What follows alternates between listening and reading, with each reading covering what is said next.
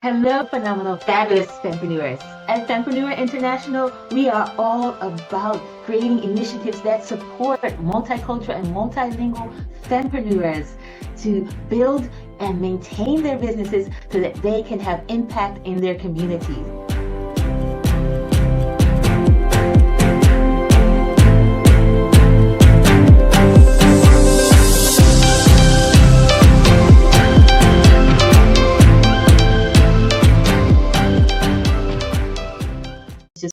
And one of the things that you just said about the men, as an entrepreneur, you learn that mistakes are okay.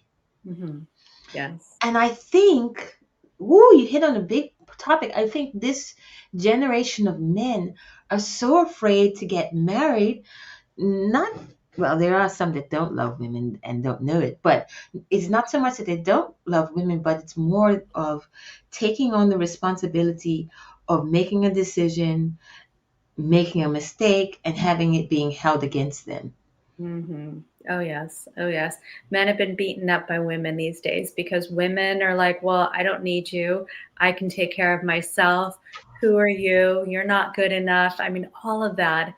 And men are scared. They're scared to open doors for women. I've heard men who've been, beat up, not physically, but for like, who do you think I am? I can do that. I can, and so, and I was guilty of that. My first marriage, I'm good. Like How I'm many good with it was in the direction. 80s? Was it in the 80s? Yeah, well, it was the 90s for me, Okay. but I'm efficient. I'm good with driving. I'm good with direction. So I used to always tell my husband, like, well, no, you need to go this way instead, or here's the better parking lot or parking spot. You took too long. And that, and because I knew better than him. I Mm, started to diminish his sense of manhood. And mm, and then it got to the point where he just gave up and he wouldn't do anything for me. And mm, so I'm like, wait, why aren't you taking the lead? Why aren't you taking charge? And we do that to men. We do that to men. So what I've learned is to just sit down, shut up, and enjoy the ride. Like, I've been in cars with men who are taking a long way, or I see a parking spot that's very close and they're driving around looking for one. And I just have to shut my mouth and I'm like, what's the worst that's going to happen? We'll walk a few yes. extra steps. Let him do it. Let Yes. him choose the restaurant. Let him make these decisions, and then just sit and be happy. And that level of surrender, and Mm, I'll tell you, this is a nasty word today, submission to mm, a man is so powerful, but mm. we have to find a man we could submit to. Okay. And not by telling them, pull up your pants, take charge, because that's being a mother, right? Mhm. But it's watching, seeing what he comes with, not taking charge, not being tempted to be the man, and notice. Do I feel good enough with him that I can submit? And we submit all the time. I mean, I happen to travel a lot. When I'm sitting, down in my seat, I'm submitting to the pilot. Yeah, I'm not there trying to micromanage that's true. our You can't flight. lean over and drive the car at the same time with him. That's going to cause an accident. Absolutely, absolutely. If I'm in an Uber, I'm submitting to the Uber driver.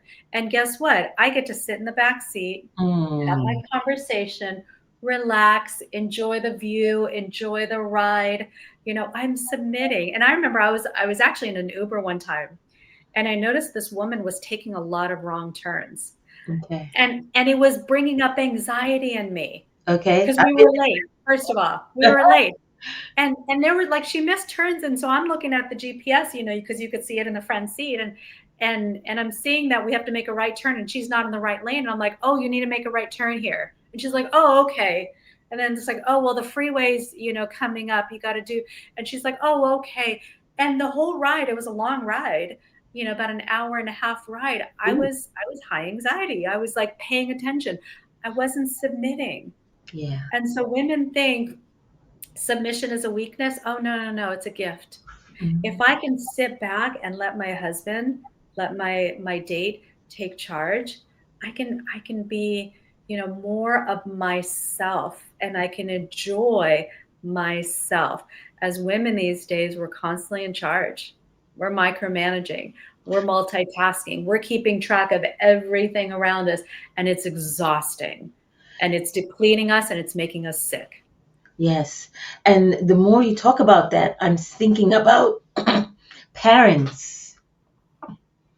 You're describing parents, so many parents to a T who are constantly micromanaging their kids, that they don't get a chance to make mistakes, so that they don't get a chance to feel confident in stepping into a new reality where they're the one who takes charge. So Mhm. I can see, as you spoke, a man who was controlled by his mother, Mhm. a very strong woman who's doing the best for him, but Mhm. never allowed him to go and make a mistake or Yeah. just try something new and fall Mhm. because of her own And purpose. And now he goes and he falls in love and gets married, and it is in the same situation. mhm. Yeah, and unfortunately, a lot of men who are raised by single mothers, and I mean, I was a single mom. I like to think I did things consciously, Hmm. but I think a lot of men who are raised by unconscious single mothers um, don't truly know what it means to be a man. Hmm. They're not willing to take risks. They're not taking charge. They're looking for women to mother them or take care of them. Or they go the opposite extreme and then they hate women and they just want to use and abuse them. So Yeah, it's either way, they're still reacting to an unconscious parenting yeah. And I'm that smiling men. because that makes me think of so many reality TV programs. And Mm, we're now calling this reality when it's not. This should yeah, not be the reality. This should not be the norm of yeah, how we navigate relationships between men and women. yeah, yeah. There's a lot of unlearning and relearning that needs to happen. And that's one of my missions is to retrain all of us, the men and the women, because I believe everyone deserves to feel successful and accomplished and also taken care of. Yes. And I think men can, you know, have their archetypes too Hmm. and nurture themselves so that they can enter a relationship confidently where no one is being their mother or any kind of one-sided. Uh, Yeah, yeah. There's an exact uh, what what I'm missing the word, but um, formula for men as well. duplicate. Where what's that? No, the word will come to me. Yeah, equivalent. That's what it is. There's an exact equivalent for men, and it's being that loving, sexy, badass king. Mm, Because, one of the benefits of men these days is they get to be in touch with their feelings and their emotions. I think before it was so like, you can't feel. And that's an important aspect yeah. of being a man is having an expression of their own emotions. But I think men have kind of again swung the pendulum where they're so in touch with their emotions that women are like, you're so wimpy. I don't you're weak, right? I can't trust you if you're constantly emotional. And so balancing all of those where men can be in touch with their emotional side, but they still got, they still got their hands on the steering wheel. They're still in charge. They're still capable. And they're connected to, again, that deeper core, the values, the standards in their own life. So there's definitely an equivalent for men. And men appreciate that, you know, dancing between all those. Hmm. I had a conversation with a friend of mine who went through a bad divorce, and he was describing everything. That he was like, I was doing everything for her. I don't know why she left me, and he's telling me all this stuff, and I'm like, sounds like you were the wife. And he didn't like that, but he thinks that's what women we think we want a wife, and when we're badasses at work and we're working really really hard, we do want a wife. Like we want a wife to come home to that'll take care of us, but we don't respect them long term. Okay. We're not turned on by them long term. Mm. There's no sustainability there. And so it is about, again, for men, the dance between all of those. Yeah. Tell me one more time the four archetypes. Yes. So it's the loving, sexy, badass king. Loving, sexy, badass, king. Yes. And the loving is that father that Mm. is connected to the needs of people around him. So he could be loving and nurturing. If you're having a bad day, he's going to make you a cup of tea or coffee. He's going to bring you breakfast in bed. Yes, I knew a woman that was so proud that her husband drew her a bath every day. Every Oh, day. yeah. But, that was her thing. Yeah. Yeah, yeah. And we know the sexy and the badass and the king again is that person that is powerful because of who he is. He doesn't have to prove anything. And he's connected to source. I And mean, this, that's the greatest strength is when you're connected to something more powerful than the physical reality, mhm, you're unbreakable. You're unshakable. mhm, That's the true power. There is no sense of I'm not enough or I have to prove myself or the doubt, the fear, the worry. It's like there's a strength that is unbreakable. That's what we want as men. As women, it's like, take your clothes off right now, kind of like we want. That's what we're attracted to. And the badass warrior, someone who, we can walk down dark alley and we don't have to worry about mm, anything. We feel safe in the car. I've heard of stories where, men have been reckless drivers. I'm like, that's not taking care of your queen. mhm. Make her feel safe in your car. You want to drive 100 miles per hour in this fast sports car you have, do it on your own time. Okay. Don't I make love her feel scared. I love the part that you said about being connected to source Hmm. and drawing your confidence from that. Yes. That's powerful. That's powerful. And I think we should just let that sink in to the listener. Um, you hit on something really golden right there. And then the sexy badass men. What does that look like? This the sexiest is someone who is charming, someone who dresses well, Mm, someone who smells good and looks good, and who has a little bit of game. We know the players, and the players we like until they are inconsistent. So mhm, what I'm talking about is incorporate the qualities of that player, but be consistent, be the king, be respectful, be someone with honor. So we do like that, Rico Suave, the sexy, and it's having fun. It's being lighthearted. It's being playful. It's being funny. I mean, you can have an unattractive man who is funny and he becomes very sexy. mhm. And so that's the sexy part. And then the badass, that's the warrior. Okay. That's a man who can handle his own, handles his business, handles his company, handles his goals. He does what he says what he does. Wow. And that's very powerful. I mean, I think what women want is someone to say, babe, just have a seat. I got this. Got this. That's what we really want. And we know they got this. Yeah. They're not just hot at blowing hot air or smoke. They really do trust them. Yeah.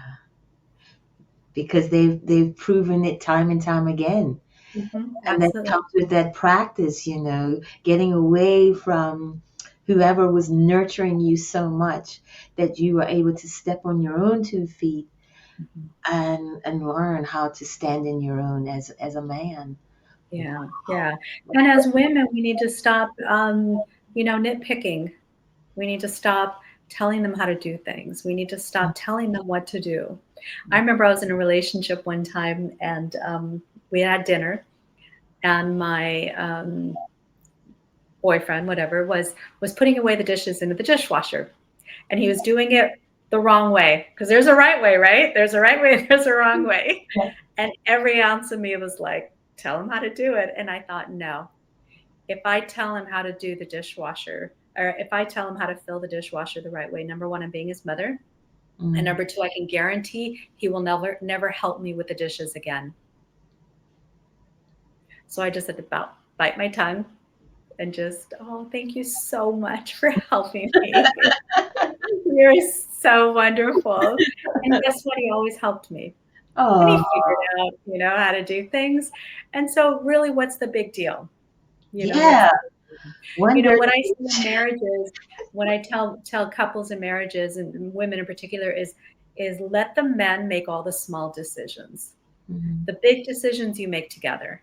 Mm, But all the small decisions where we get, tires put on our car, or which way we're driving to mother-in-law's house, let them make all those decisions. The big ones, the significant, where we're sending our kids, where we're moving, which house we're buying, yeah, your partnership. mm, But how wonderful would it be as a woman who's busy working and running, a company, to come home and not have to think. That's probably the biggest compliment to a man, is for a woman to say, you know what, when I'm with you, I don't have to think. I wow. know it sounds degrading. To me, when I was young, Yeah, that when I was was younger too, but now it's like I'm beyond that. It's like, yes. exactly.